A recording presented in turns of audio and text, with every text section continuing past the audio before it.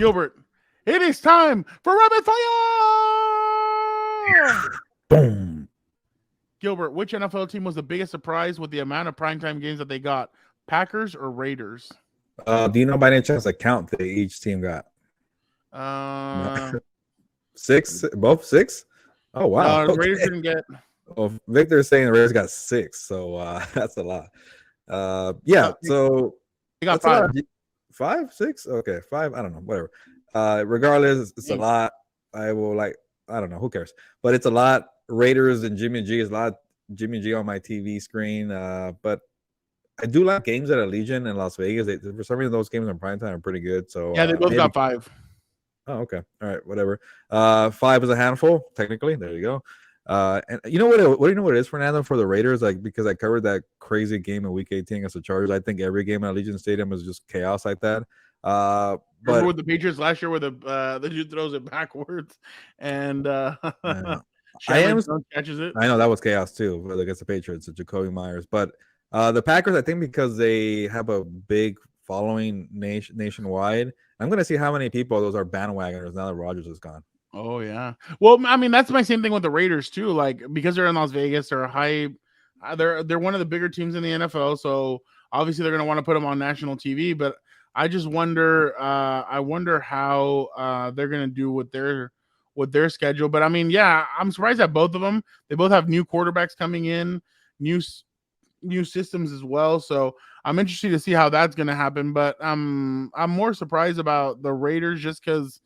Well, actually, I'm more surprised at the Packers because I guess you don't know what you have in Jordan Love. So, and I guess they're like, hey, if the whole country's going to find out at the same time what they have in Jordan Love. So I'm a little surprised about Jordan Love getting 5 primetime games. Real quick, Fran, you mentioned the defense of the Packers. I was looking at the roster, and I think if Jordan Love does well, it could be an intriguing team. Yeah, they could be a playoff team, especially with the NFC not having that much high quarterback play. They could definitely do that. Gilbert, the Fitzer Hotel, I hope I said that right, in downtown Milwaukee has a haunted history and reputation among NFL MLB players. For the Dodgers series against the Brewers, Mookie Betts shows an Airbnb over the hotel. Are you with Betts and getting an Airbnb or sticking it out at the haunted hotel? Wait, so in Milwaukee, when teams go there, there's a haunted hotel that you avoid? Yeah. Is it the only hotel in Milwaukee? Is that like the thing they have to go there? I guess. But if I hear stories, what was that? They don't have a Westin, I guess. I guess so. I think I'm a Mookie. I will get an Airbnb, and that reminds me. I stayed at when I went to Vegas one time when I was younger. There was a hotel at the State Line where the Buffalo Bills are, or the little giant buffaloes. Supposedly that one was haunted, and I never wanted to go back again.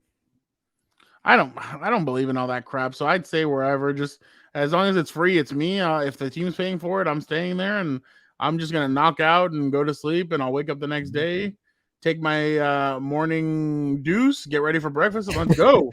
You can go watch Ted Lasso or your Ghost in your room if you want. Have you been watching the new season? I have not. That's next on my agenda. All right. Russell Westbrook and Patrick Beverley will receive championship rings if the Lakers win the title. Beverley has already stated that he'll accept his ring. If you're Russell Westbrook, are you going to accept the ring even though the team got better once they traded you? No way. Like what you just said, the team got better once they traded you, and you are a former MVP. Your standards should be much higher than getting a little pity ring, and they shipped you and they got better. So no, don't accept that. Russell Westbrook, have some pride. He's going to show up at the championship parade and say, we did it. I know it. I know he's going to do that. Him and Patrick Beverley are both going to show up and say, we did it. So, no, I don't think he should do it. I don't think Patrick Beverley should accept it either, unless it's something that they're just going to pawn in a couple of years and sell the ring for something. But no, I don't know. But it's just like the new age of player, I guess. I wouldn't accept that ring. I mean, especially because, like you said, they did not do better with them on the field, or on the court. But I mean, I guess we'll see. You like contributed and then you got hurt and you couldn't play in the championship game. You for sure. If you're still on the team but you're on the bench, like at least like Russell Westbrook, why don't you show up, give some of the team some water, help out, and maybe we'll call you a hydration manager. We don't have to call you a water boy. We don't have to call you a water boy. Hydration engineer. It's like the ultimate look in the mirror test, and you're probably asking yourself, was I good on this team? Do I deserve a ring or did I suck? You have to really be real with yourself. Well, some people don't know how to be. That's why they have yes men behind them, like certain individual players who pull out guns at random times. But yeah, Oh that's why you man, have to have a. That's why you have to have a good that'll be team for behind you. later's Uh, segment. Gilbert, three of the must watch games in the NFL season will feature Chiefs, Bills, and Bengals all facing each other. We know the Kansas City Chiefs have been the top dog in the AFC for the last 5 years. Who's their biggest rival, the Bengals or the Bills? It's got to be the Bengals. The Bengals. I know they lost to them in the AFC title game recently, but before that, they had a lengthy streak against the Chiefs. Remember, they called that Burrowhead. And I know Dan was the biggest Bengals fan during January. So definitely the Bengals. The Bills, they just feel very stout to me. They're going to be in the mix, but can they get over the hump? I don't know about the Bills. I agree with you as well. I think it is the Bengals. The Bills can beat them in the regular season, but they can't even touch them in the postseason. So you have to, for it to be a rivalry, you have to be able to beat the team at least once.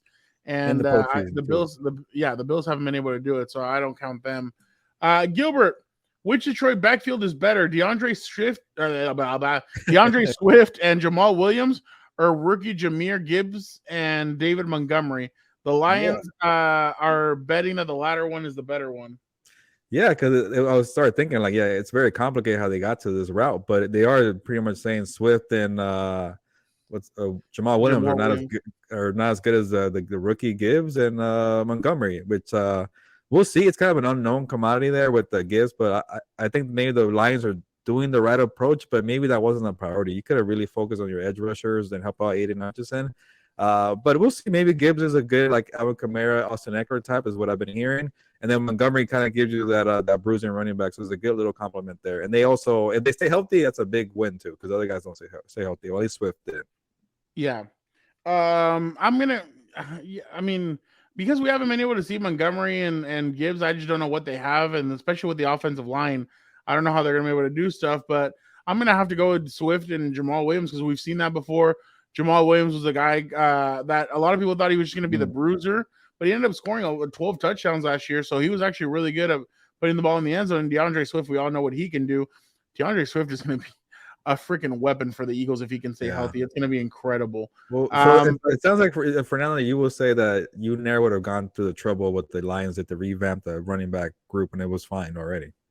Well, you're going to have to pay both of them, and I think DeAndre Swift is going to be one of these guys that's going to ask for a ridiculous amount of money. So I would have gone with what they did. You just get younger, but you have the same kind of talent because I think both Gibbs and Montgomery can do what DeAndre Swift can and Jamal Williams can do, but it's going to be a matter of how quickly they can adapt and how quickly they're going to be able to do it. Gilbert, top landing spots for Quinnen Williams, who has removed the Jets from his bio, are the Lions, the Raiders, the Texans, the Bears, the Panthers, the Cowboys, Vikings. Is there another team, or which one of those teams do you think should go after him? Yeah, I got to sign this story. I don't know if it's going to come out on SI, but once he did this whole bio thing, like, okay, can you find landing spots for Quinnen Williams? And Fernando, all the top teams, I don't know if it's like a pattern here, all the top teams that have cap space this year and next year are the ones that really need interior defensive linemen. So Quinnen Williams is going to have a lot of interest if it gets that far. I don't think it will. But I was talking to Victor. It won't go that far. So I was talking to Victor, and I'm like, the Raiders need a guy in the middle, and I started thinking, like, when's the last time they had somebody that was decent? And Victor told me Richard Seymour, so it's been a long time. So for the Raiders, if it gets to the market, what was that? I remember when he punched Big Ben, like he kind of went like this. Oh, and kind of punched him in the face. He was with the Raiders, right? Yeah. Rich Seymour at the end of his career was with the Raiders. Yeah. He was with the Patriots, Raiders. I'd love to see him on the Texans. I think that'd be fun, like especially the way the Texans just drafted. But I don't think it's going to get that far. The Jets right now are in a position to try and win a Super Bowl. You're not going to do it if you trade Quinnen Williams away. You need him in there. I think they'll find a way to do something. If not, you just keep him for this year. You know he's going to play at one point. So you just keep him this year, and the next year you let him. You trade him or you do something. But they have to have Quinnen Williams on the field for them to be able to win a Super Bowl. If not, their defense they need one special season. So Quinnen Williams, stop crying, and then after that we'll talk. By the way, that kid is so baby faced. Like you see him and he looks like a little kid. So it's funny. But Gilbert, give me your prediction for the Lakers and Nuggets series. Yeah, look at us switching up sports here. Oh yeah. I was actually talking to my brother about this one. It's very intriguing because they've kind of gotten away with being the bigger team with AD and LeBron, and now they got the Joker there, and actually have never really taken the Nuggets seriously. I just look at the roster. I'm like, yeah, they're kind of boring, but I don't even watch basketball that seriously. But the LA Homer and me will take the Lakers here in 7. I'll In say Denver, Lakers. they win a game. I'll say Lakers in 6. I think. Ooh. I don't think the Nuggets are for real. I think the Lakers are going to beat them. This is setting up for a Laker. Either way, Lakers and Heat or Lakers and Celtics is going to be huge. So that's the money. Nobody wants to see the Nuggets. No. But you would think at one point they're going to get over the hump, right? They kind of like, what team are they in the NFL where the Nuggets are kind of like, maybe the Bills, right? And they just don't get that far. Yeah, I just don't see them getting that far. I mean, they're a good opponent, but I just don't see what they have behind Jokic. Like, I know that they have some players, but I don't think they're as good as what everybody thinks that they are. And I don't think Jokic is going to be able to keep up with AD. I think right now AD's on a different planet, and the Lakers have some good pieces. Also, who's going to keep up with Austin Reeves? That guy's a monster. I love. I just found out about that guy over the weekend. He's really good, dude. Everybody thought like when they let go of Caruso, what's gonna happen? Oh yeah. And they end up getting this guy, and this guy's been a godsend. I think he's been a lot better than Caruso, even though they play different positions. But I think he's been even better. So I watching him play a couple times. This guy has more. That guy's the small forward, and Caruso used to be a point guard. But but I don't want to watch Nuggets Heat. By the way, don't let that be the matchup. No, nobody wants to watch that.